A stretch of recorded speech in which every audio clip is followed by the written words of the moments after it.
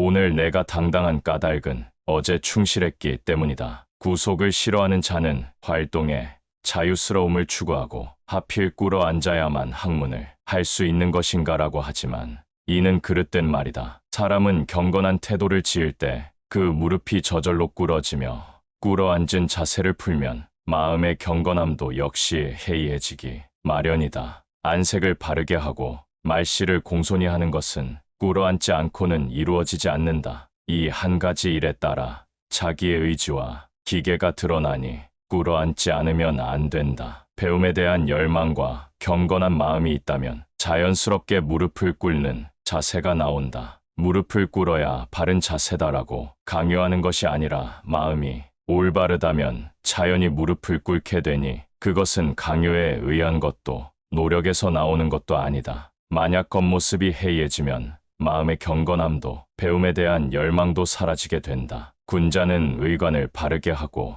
시선을 높이 두며 묵묵히 바로 앉아 공손하기가 마치 흙으로 빚은 사람 같고 말은 도탑하고 엄정해야 한다. 이와 같은 뒤에야 능히 무사람을 위험으로 복종시킬 수 있고 명성이 퍼져 마침내 오래도록 멀리까지 이르게 된다. 군자의 모습이 꾸며서 된 것이 아닌 것처럼 다산이 두 아들에게 가르친 것도 역시 모습을 꾸미라는 말이 아니다. 스스로의 삶이 곧 배움이며 일상이 곧 배움의 장소라는 것을 아는 사람이 자연스럽게 행하는 모습이다. 평상시 이렇게 행할 때 그 위험이 드러나고 사람들로 하여금 믿고 따르게 만들 수 있다. 당연히 그 명성이 자연스럽게 퍼져나간다. 복숭아뼈에 3번 구멍이 났다는 과골삼천의 고사가 바로 그가 가진 당당함의 근본을 말해준다. 흙으로 빚은 것처럼 미동도 하지 않은 채 글을 썼던 엄격함이 있었기에 누구도 다산이 가진 진정성을 부인할 수 없었던 것이다.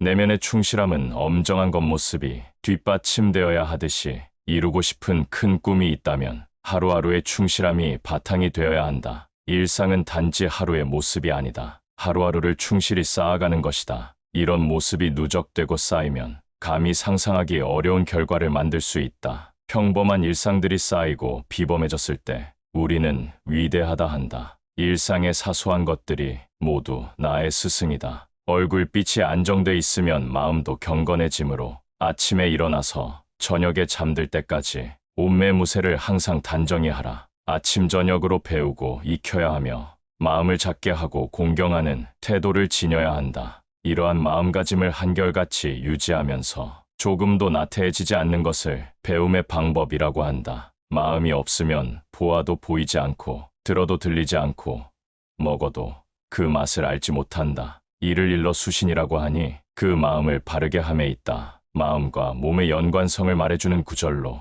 여기서 수신의 바로 전 단계는 정심이다. 몸으로 바르게 하기 위해서는 마음이 바르게 되어야 한다는 것이다. 이는 반대로 마음이 바르게 되려면 몸을 바르게 해야 한다는 이치와도 통한다. 즉 마음과 몸은 서로 영향을 주는 것으로서 어느 한쪽이 무너지면 자연히 다른 것도 제대로 될 수 없다. 예문의 첫 문장 얼굴빛이 안정되어 있으면 마음도 반드시 경건해진다가 그것을 말해준다. 마음이 경건해지기를 원한다면 먼저 얼굴빛부터 안정되어야 한다. 하루를 시작해서 저녁에 잠자리에 들 때까지 취해야 하는 바른 자세를 말한다. 복장을 바르게 해야 하며 배움의 자세를 잃어서는 안 된다. 또한 마음을 작게 해서 공경하는 태도를 지녀야 한다. 마음을 작게 하다의 원문인 소심이 기근 시경의 승민에 나오는 구절이다. 주나라 서망을 보좌한 증산본의 인격과 덕을 찬양한 글로 소심이 기근 소심한 성격에 대한 비난이 아니라 매사에 신중하고 공경하는 자세에 대한 칭찬이다. 이런 마음가짐을 흔들림 없이 지키고